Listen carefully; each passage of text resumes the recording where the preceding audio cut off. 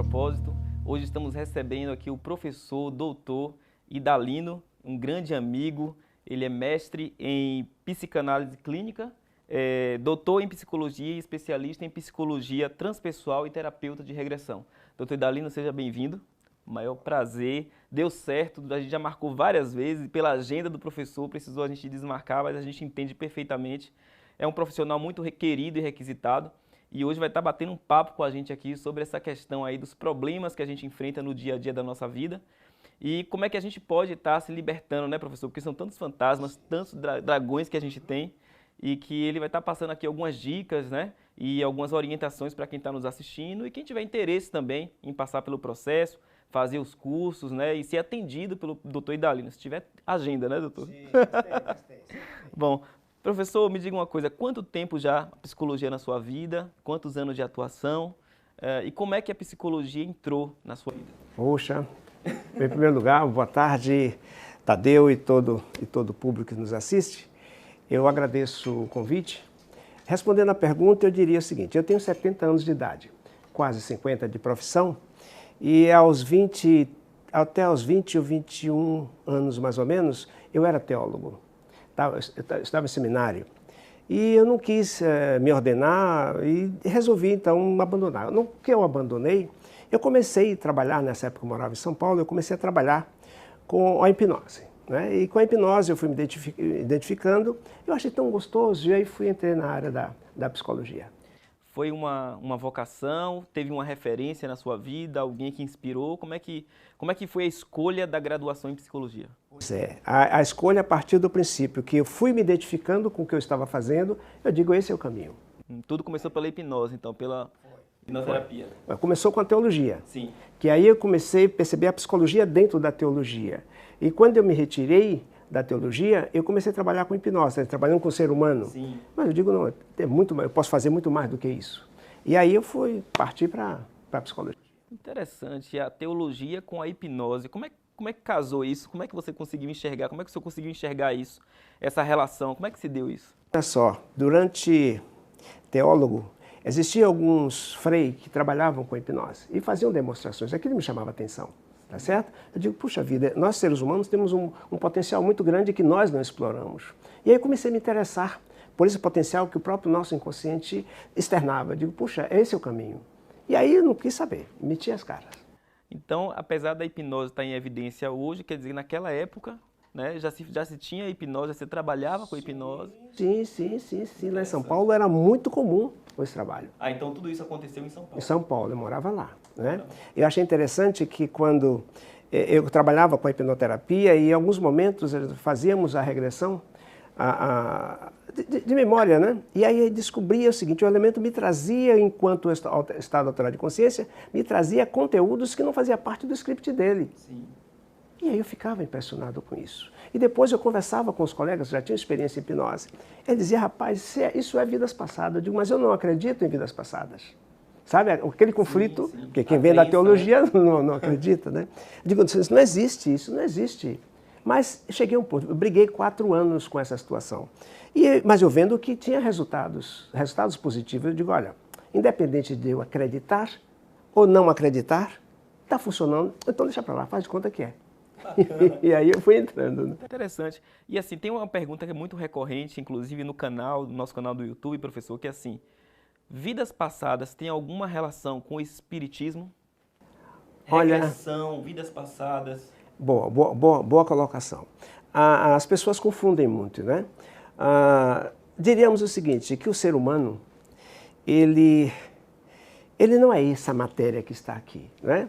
Ele é uma essência, tá certo? É uma essência que está encapsulado, cumprindo um propósito, não é? Na vida densa, na tridimensionalidade, e que, de alguma forma, o espiritismo, por sua vez, essa associação, tem muito a ver com o caso de uma mulher no ano 500. Por quê? Porque no ano 500, por causa de uma mulher, foi tirada a reencarnação da Bíblia. O Concílio de Constantinopla. Tá certo? E de lá para cá ficou sem essa história da reencarnação, porque os próprios ensinamentos de Jesus mostram, não na palavra reencarnação, mas mostra na pré-existência do Espírito. Sim. Sempre existiu a preexistência do Espírito, mas por causa dessa situação, desse concílio de Constantinopla, que foi retirado, surgiu então esse vazio na humanidade. E que veio agora, de quase 100 anos agora atrás, através da teoria da reencarnação por esse senhor, por nome Kardec. Tá certo? Então, as pessoas, por se falar em vidas passadas ou vivências passadas, sempre associam com Espiritismo, porque o Espiritismo, ele é fundamentado na reencarnação e nos espíritos, na vida dos espíritos, né? Então, fundamenta, mas nada tem a ver. Nada tem a ver. Não. A gente Com a religião, não. Sim. A gente poderia dizer, então, espiritualidade. Espiritualidade. A terapia de vidas passadas é uma coisa, terapia de vivências passadas, o ontem é passado. Sim. Mas você pode ter, cada um de nós temos os nossos ancestrais. Sim. E se na realidade esses nossos ancestrais, eles trazem alguma situação não resolvida e que por alguma forma está no nosso DNA, é uma terapia de vidas passadas, mas de um ancestral seu. Percebe? E por outro lado, o nosso inconsciente, ele nesse mundo da antimatéria, nesse mundo, tipo assim, paralelo, ele tem como te ajudar até criar situações só para te ajudar. Para a gente, no nosso consultório, para a gente pouco importa se é vidas passadas ou não. O importante é resolver a questão da pessoa. Perfeito. Porque a questão, onde está o vínculo, onde está esse elo, está justamente nos arquivos do inconsciente da pessoa. Tá. E, pegando esse gancho, então, o que é mais difícil? Identificar o problema ou resolver o problema? Identificar o problema é mais fácil. Porque o que nos causa o conflito são as cargas emocionais negativas, né? Então, quando a pessoa traz uma questão, tá, para o consultório, o que nos preocupa não é nem o que ela está trazendo, mas o que ela está querendo trazer. Sim. E aí vamos partir desse princípio para descobrir qual é a causa. Porque sem descobrir a causa, você não vai conseguir fazer um bom trabalho. Você vai ficar na superficialidade dos sintomas e das manifestações. Então, o que é mais difícil? O mais difícil, eu diria assim, é descobrir, porque resolver, depois você descobre, é mais fácil. Até porque o paciente também pode ter um auto-boicote, né? Ele pode se boicotar o tempo inteiro, né? Então imagina, nós temos o consciente e a mente inconsciente. Só que nós temos o instinto de preservação. Qual é a função do instinto de preservação, se não manter o nosso palco de consciência estabilizado? A partir do momento que você entra com conteúdo novo, ele estranha, ele funciona em nós como sendo um antivírus. Sim. Daí porque o boicote, o nosso computador, quando a gente tem um antivírus, qual é a função do antivírus? Não é manter o sistema funcionando perfeito? Então, quando é algo novo que ele não entende, por exemplo, o elemento está fazendo uma terapia, você está mexendo em conteúdos que ele... Opa, por que está mexendo? Isso pode estabilizar o sistema, ele mesmo usa o boicote. Mas no sentido de preservar você, tá certo? Daí o terapeuta ele tem que ter muito cuidado de ir trabalhando, quebrando essa resistência. É como se, na realidade, estivesse fazendo fazendo seu instinto de preservação, entender que o que você está querendo fazer é ajudar. No momento pode até destabilizar, mas depois estabiliza. Então cabe a habilidade do terapeuta para fazer essas coisas acontecerem. Perfeito. E aí tem muita gente que está nos assistindo agora em casa e tem a curiosidade de passar pelo processo de regressão. Precisa haver um propósito, tem que haver um propósito, ou seja, qualquer pessoa pode passar pelo processo e existe muito fatos de curiosidade, de passar só por passar? Isto existe muito, é o que mais existe, afinal de contas. Mas se for lá no meu consultório e me pedir que está com curiosidade, quer saber, isso eu não vou fazer. Por quê? Esses casos é mais fácil você ficar submetido até a fantasias, porque o inconsciente com isso pode criar uma fantasia só para satisfazer a pessoa. Então isso não é terapêutico, isso não é uma regressão terapêutica. A regressão terapêutica é quando você tem um conflito que ele é usado como isca para poder você chegar à causa. Aí se você, por curiosidade, coloca a pessoa no estado de consciência, o que vai acontecer? Você pode abrir um arquivo que talvez não era nem para abrir. E aí, como o instinto de preservação entra, bloqueia esse registro real, o que acontece? Ele emite uma história e que a pessoa acredita. Todas as pessoas que vai fazer por curiosidade, geralmente vai vir o resultado. Ele foi rei, rainha, quer dizer, você não consegue entrar naquilo que incomoda a pessoa. Você vai vir outras fantasias. Então a gente tem que ter muito cuidado. O terapeuta tem que estar muito atento, muito hábil para que, na realidade, não caia nessas armadilhas. Perfeito. Hoje, na clínica, existem casos que são casos recorrentes, ou seja, com a sua experiência, professor, existem situações que são recorrentes do ser humano ou isso já está dissipado e as pessoas chegam lá com vários casos e várias situações? Um exemplo, antigamente se dizia que casos amorosos, relacionamentos eram o grande tema de um consultório. Hoje existem outros temas que já deixaram para trás o fato do relacionamento ou não? Bom, o relacionamento ainda é o boom, porque infelizmente ainda não sabemos conviver em relacionamento. Ainda o ser humano ainda não sabe conviver. E diria o seguinte, é que somado a isso, é como se puxasse um fio de meada e surge uma série de outras situações. Porque um relacionamento mal vivido puxa outras situações, outras consequências, né? Inclusive, além da desarmonia interna, a sua desarmonia também nos seus hormônios, na sua bioquímica, né? Surgindo as doenças psicossomáticas. Mas, realmente, algumas pessoas que ainda nos procuram no consultório, a gente percebe o seguinte, por relacionamento, a gente vai buscar a origem, onde está essa dificuldade, e qual é o gatilho que está disparando para que ele nunca acerte com ninguém. Sempre atrai o perfil errado de pessoas. Então, a partir do momento que você descobre o perfil, a partir desse momento que você descobre aonde está o gatilho que está disparando, porque não adianta a pessoa se separar. Bom, se ele está brigando com esse, por que vai separar? Aí fica separando, trocando. Não, peraí, com o outro vai ser a mesma coisa, só vai trocar de endereço, de nome. Então tem que trabalhar essa origem, trabalhar essa causa, para que na verdade ele mude o perfil interno e ele atraia a pessoa correta. E aí, aproveitando a Edileuza, que assiste o nosso programa sempre, e ela pediu assim, Tadeu, faça essa pergunta ao professor Idalino, por favor. E a gente sabe que existem situações pontuais e que precisa se aprofundar para a gente ter realmente uma clareza sobre isso. Mas ela disse que ela não consegue ficar só. Ela termina um relacionamento e já engata outro, e termina aquele e já vai para outro. E ela pergunta se isso é um transtorno, se isso é um problema, se isso é uma carência. Ela quer saber o que é que acontece. Vejam só, acabei de falar aqui agora sobre... cada um tem suas especificidades, né? Se ela precisa, necessita de sempre estar com alguém de junto, sempre ela precisa ter alguém do seu lado, ou pelo menos que ela precisa ter amando alguém, sem dúvida nenhuma. Isso, além da carência, um pequeno transtorno. Alguma memória está aí residida. Nós não sabemos se foi na gestão, se foi na infância, nós não sabemos. Se foi uma rejeição? Não, nós não sabemos. De alguma forma, temos que abrir o arquivo para descobrir. E só depois disso nós vamos dizer se é uma patologia, se é uma carência, seja o que for. Mas o certo é o seguinte, aquela fixação que existe na nossa querida Edileuza, né? Onde ela termina a relação agora, ela não consegue ficar sozinha. Então, tem alguma coisa que está aí incomodando. Tem um gatilho que está disparando. Como quem diz, ela só está bem, mas se tiver alguém. E daí isso é até ruim, porque ela é obrigada a se manter na relação só para não ficar só. Ela tem medo de ficar só. Sim. Às vezes se suporta as dificuldades da relação, se sujeita a determinadas situações só para não ficar só. Até certo ponto, isso é patológico. E talvez se ela tiver um tempo para ela mesma, né, o autoconhecimento, a descoberta, talvez ela consiga até resolver esse problema. Com certeza. Talvez seja a carência dela mesma. Pode ser carência dela mesma. Então tem que analisar o histórico, o script de vida dela. Tá. Seja aqui, seja na infância, seja na gestação, ou até no DNA dela, quem sabe. Agora, durante todos esses atendimentos, tem ideia de quantos atendimentos já fez hoje, quantos pacientes, por quantos já passaram pelo professor Idalino? Querido, pergunta difícil. É difícil. Mas muitos casos. E desses casos, professor, existiu aquele caso que foi um caso muito difícil, muito complexo, mas que chamou a atenção, que despertou a curiosidade, virou estudo. Sempre existe. Sempre existe. Aí é que está a habilidade do terapeuta.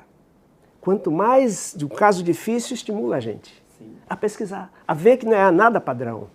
Puxa vida, que legal, eu não conheço nada em literatura nenhuma, não vejo nada parecido, que bom, eu não enfrentei isso, que bom, é mais um desafio. A gente tem que ver como desafio, porque não existe nada padrão. Existem sim, os casos difíceis mesmo. Complexos. Agora, o grande problema é que tem paciente que vai para o consultório e aí ele começa a desenvolver um trabalho. E de uma hora para outra, ele desiste com o arquivo aberto. Esses casos esses são os mais complexos, porque a pessoa não fecha. Às vezes vai embora por algum motivo, pode ser uma resistência interna, pode ser um boicote interno, e ele termina cedendo e aí sai com os arquivos abertos.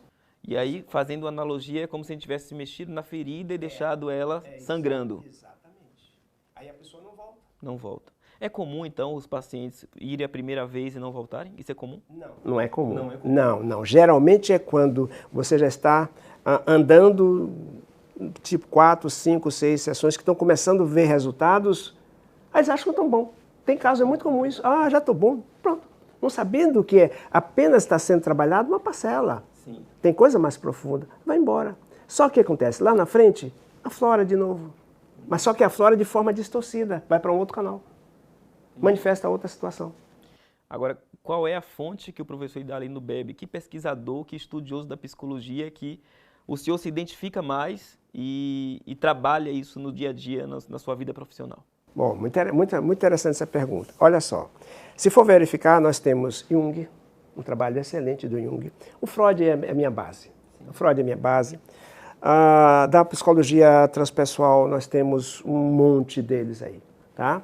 Principalmente esses que criaram a psicologia transpessoal, tá? Saindo da humanista, né? Então, se for verificar o Carl Roger, e aí vai pegando uma linhagem interessante, né? Sem contar aqueles que divergiram e entraram pela linha da transpessoal voltado à terapia regressiva, sim, porque a terapia regressiva é uma vertente da transpessoal. Aproveitando aí que falou de Jung, por que o Jung é tão, não vou generalizar, mas por que na escola, na psicologia, muitos o rejeitam, muitos não acreditam, ou muitos acham que é uma fantasia, ou acham que aquilo é irreal? Por que isso acontece? Eu diria de forma diferente. Rejeitam mais Freud do que Jung. É? Mais Freud. Tem faculdades que dão curso de psicologia e não querem saber de falar em Freud. A mesma coisa acontece com o Jung. É questão de vertente, de linhagem, né? Às vezes isso depende muito do professor, do mestre que está ali, aquela linha que ele acredita, isso. E aí ele vai direcionando para aquele estudioso. A grade que foi montada do curso que varia de uma faculdade para outra. Okay. É muito... Nesse momento, eu sei que você vai muito para Portugal, né? Portugal te recebe de braços abertos, já tem uma vida e um casamento com Portugal. Esteve recente lá, né? Com certeza. E como é que anda por lá Portugal, a história da terapia regressiva, da regressão? Como é que anda por lá? Tá tão forte quanto aqui no Brasil ou é o contrário? Olha só, Portugal tem uma característica. A hipnose lá em Portugal, ela é muito mais eficaz e tem uma aplicabilidade muito grande na área da medicina. O que acontece? Lá não se chama terapia regressiva, lá se chama hipnose de regressão. Ok? O forte lá é esse. Então, você faz o curso de hipnose e depois você aplica, é também uma vertente da hipnose, né? Aqui no Brasil, nós já desenvolvemos técnicas que nós vimos que não é necessário hipnose para entrar em regressão. Nós não precisamos. No nosso curso de pós-graduação, nós ensinamos várias formas indutivas de você colocar a pessoa no estado natural de consciência. Dessa forma, a hipnose é uma forma indutiva para você chegar ao estado natural de consciência e fazer a regressão. Para poder acessar os conteúdos do consciência, não precisa só da hipnose, porque a hipnose também te leva ao estado natural de consciência. Então, voltando à sua pergunta de Portugal. Em Portugal, o foco é hipnose. Hipnose é DNA, hipnose é hipnoterapia. Eu tenho até o título honorário lá da Sociedade de Hipnose de Portugal. Você vê, a coisa quanto é forte lá, tá certo? Eu já quis levar o nome terapia regressiva para lá, mas é complicado, porque é a hipnose de regressão, ok? E outra coisa que me chama a atenção da terapia regressiva, lá com esse nome de hipnose de regressão, é as pesquisas nas universidades. A hipnose lá está levada a sério. Aqui, as pessoas se preocupam muito com a hipnose para show, para mostrar que sabe, que põe a pessoa no estado natural de consciência. Lá está mostrando o efeito da hipnose na clínica. Isso é muito importante. Sim. É muito forte lá. Isso que o senhor falou, isso é verdade, porque assim, existem muitas pessoas que se utilizam da hipnose para fazer show, para fazer, né, colocar às vezes até as pessoas em situações ridículas, né? Então, imitar animais, dar cambalhota, e ela tem um cunho muito sério, que é o da cura, né? Existem situações, por exemplo, de paciente, que o senhor possa relatar aqui pra gente, de uma cura muito relevante, de que tinha um problema, um transtorno muito grave, e que a hipnose realmente funciona. Claro, temos o caso de um paciente, né? O caso de um paciente que era um empresário, sim, já uma pessoa com 68 anos, parece, e que de uma hora para outra ele perdeu tudo, já com a idade que está, e aí ele se encontrou sem forças para andar, sem forças para poder realmente se levantar. De uma hora para outra, alguém assistiu uma das minhas palestras e contou o caso do pai e se a hipnose podia resolver. Eu digo, olha, eu preciso conversar com ele, preciso conhecer o script dele, né? E aí nos procurou, tal, levaram na cadeira de roda, ele não andava, ele tinha medo de ficar em pé. Imagina como é que estava atuando esse psicológico. E nós trabalhamos com a hipnose, a primeira sessão, a segunda sessão, buscando os arquivos que estava trazendo junto aquele medo de recomeçar, aquele medo de ficar em pé. Talvez isso estava tendo um benefício secundário para ele, de mostrar para a família que ele estava sem força, estava doente e não podia recomeçar. Aí nós trabalhamos esse reforço, trabalhamos essa autoestima, trabalhamos essa origem, buscamos esses resíduos, buscamos algumas coisas para comparar com a infância. No meio da sessão, já na quarta ou quinta sessão, o cara levantou do divã assim, quando ele retomou as forças, levantou e saiu andando, e todo mundo na recepção da clínica ficou entusiasmado. Uma outra coisa interessante, uma pessoa que nos procurou, uma contadora, e todo contador, ele usava, não sei se ainda usa, aqueles números para tirar a nota fiscal do seu cliente na Receita Federal. A Receita Estadual, parece. Então, é aquele número. É uma chave. Isso. E esse contador, ele perdeu esse número. E o cliente estava precisando da nota. Ele estava em desespero. Aí procuraram tal e levaram lá. O que é que eu fiz? A pessoa estava em desespero tão grande. Simplesmente, a gente colocou no estado de hipnose, fiz ele voltar um pouquinho no tempo, quando ele viu o número. Quando ele acabou de ver o número, ele, pronto, já acabou, já resolveu o problema. Então a hipnose não só serve para uma amnésia, para esquecer, né, como também serve para você retomar memórias suas que estão, registros seus que estavam lá latentes. Você pode trazer à tona e a pessoa toma consciência de tudo. Perfeito. Aproveitando o gancho aqui, professor, a gente tem falado muito, o mercado e as profissões hoje tem muito direcionado a psicologia para uma chamada psicologia positiva. Sim. E aí eu queria que o senhor emitisse para nós aqui que estamos assistindo, para mim, o que trabalha a psicologia positiva, qual é a diferença da psicologia tradicional e por que está tão em evidência esse tema agora, psicologia positiva?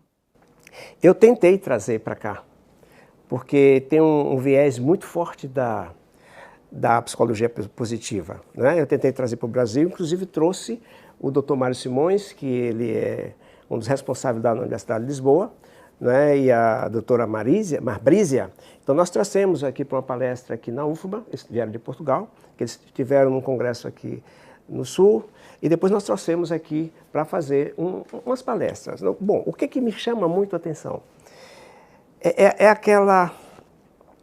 aquelas colocações de focar em você programações voltadas ao positivo. Tipo assim, enquanto você pensa na psicologia tradicional, de trabalhar os conteúdos e aqueles conteúdos não ser muito absorvidos, eles trabalham direto com sugestões. Tá? Formatando aquela forma de mudar, de reprogramar todo esse conteúdo, né? Isso teve várias demonstrações aqui na faculdade. Inclusive, queriam trazer para cá, queria até que eu trouxesse um curso de pós-graduação. Eu digo, olha, eu preciso me inteirar melhor. Tá? Eu gosto de fazer a coisa quando eu sei, quando eu domino. Tá? Mas tudo bem, vocês vão lá, vocês vão demonstrar, para que eu possa entender melhor e poder montar aqui, que eu acho que é um viés interessante. Eu acho fantástico, tá? Mas eu preciso me inteirar melhor sobre a prática e o uso da terapia regressiva no dia a dia de cada ser humano. Perfeito. Aliás, quando o senhor falou isso, né, eu preciso me inteirar e eu preciso falar daquilo que eu me aproprio. Eu fui seu aluno, na verdade eu continuo sendo seu aluno, né? Que eu aprendo muito, então eu sempre acompanho e sigo. Todos nós somos e eu posso atestar assim, o quanto o senhor se preocupa, né, com essa seriedade desse trabalho. Queria que o senhor falasse também um pouquinho do curso de psicoterapia, ressonância, né? Isso. Da ressonância. Queria que explicasse para as pessoas, porque tem muita gente me perguntando, procurando, e aproveitasse esse espaço aqui para falar do curso. Quando será a próxima turma e qual é o viés do curso, o que é que ele trata, o que é que ele trabalha. Porque tem muita gente em casa curiosa. Com certeza. Ok. O que seria a ressonância psicoterapêutica? A ressonância psicoterapêutica, o nome já está dizendo ressonância. Trabalha com a intercomunicação entre inconscientes, via ondas cerebrais. O que é que acontece?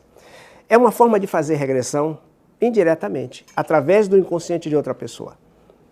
Sendo assim, uma vez que você está trabalhando com o inconsciente de uma outra pessoa, a coisa funciona bem assim. Nós temos ondas cerebrais. O nosso cérebro é um biocomputador e nós trabalhamos com ondas cerebrais, né? Nós temos essas ondas que nós estamos usando aqui agora, que são ondas betas, ondas na faixa de 10,3 ciclos por segundo, outro diz que é 13. Ou seja, quando você está estressado, chega até 30 Hz. Mas, quando você está relaxado, você trabalha com uma onda muito mais alta, né? E essas ondas mais altas, segundo a teoria do Jung, diz que todos esses inconscientes de cada um de nós, eles são interligados entre si. Ora, se eles são interligados entre si, então nós podemos entrar numa frequência adequada, especificamente daquela pessoa, entrar em sintonia e acessar os arquivos da pessoa. Essa sintonia baseia-se mais ou menos assim. Nós gostamos de acessar o nosso radinho. Nosso radinho, nós temos o dial, nós colocamos a emissora, tipo assim, 90 ponto alguma coisa. Ora, se você coloca 90,3, não vai entrar a emissora que você quer, só aquela que você quer.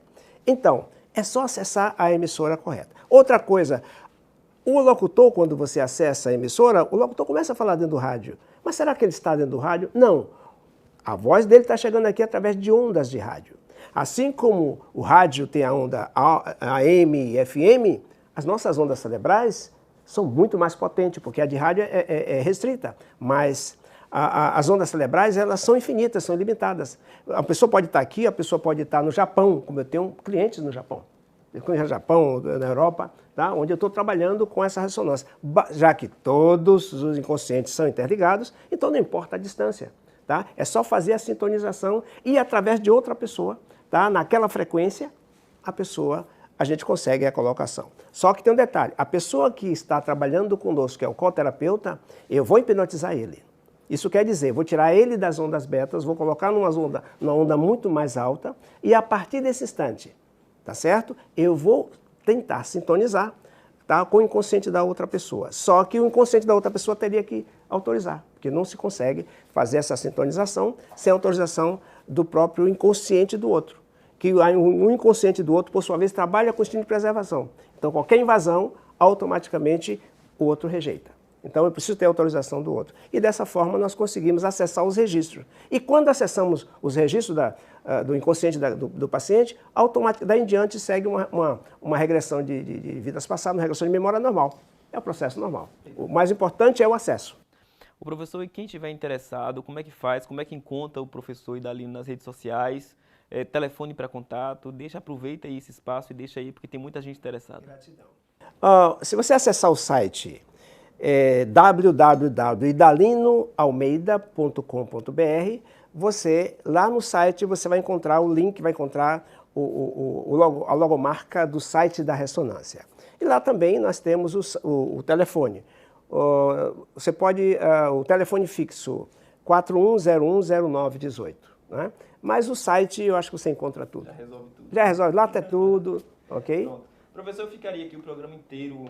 A gente poderia fazer 2, 3 programas aí especiais com o senhor, porque é muito conteúdo e é sempre um prazer conversar sobre essas questões que hoje interessam, acho que muita gente, né? Eu acho que todo mundo, cada vez mais, eu acho que a psicologia e as questões sociais que a gente está inserido, ela tem despertado cada vez mais essa consciência para que a gente precisa se cuidar, né? Então, não é mais só o físico, é a mente também, né? A gente se deu conta de que a mente tudo começa por ela. E é a era da mente essa. Sim, exatamente. Essa é a era da mente. Perfeito. Então, agradecer muito, aproveitar aqui, mandar um grande abraço para toda a sua equipe, para Silvia, Janaína, para Marjorie, para Marta, que é uma querida, né? Toda a sua equipe que nos acolhe, nos recebe tão bem, né? Então, eu queria parabenizar o senhor pelo trabalho. Gratidão. E dizer que as portas estão abertas sempre que quiser voltar e fique muito à vontade para sempre que puder, ter o meu apoio, minha colaboração e dizer assim para todo mundo que está nos assistindo em casa o quanto o professor Idalino é profissional e eu recomendo o trabalho dele, o quanto eu sou admirador particular dessa figura, desse homem que tanto tem contribuído para a nossa melhoria na sociedade. Se alguém tem que agradecer aqui, sou eu. O que ele está falando dele também. Tá certo? Então é um grande professor, nós trocamos sempre experiências, é uma pessoa maravilhosa. Obrigado por tudo. Muito obrigado. Então, próximo domingo nós estaremos de volta às 22h30 aqui na CNT com mais um convidado especial. Boa noite, fique com Deus.